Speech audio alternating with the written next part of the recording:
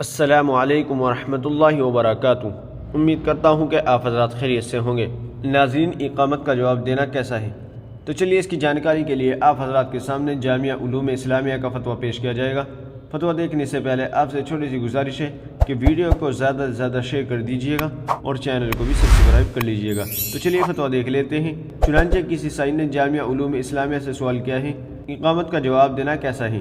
تو چلیے دیکھتے ہیں جامعہ علوم اسلامیہ نے اس کا کیا جواب دیا ہے۔ اس کا جواب آپ اپنی اسکرین پر بھی دیکھ سکتے ہیں۔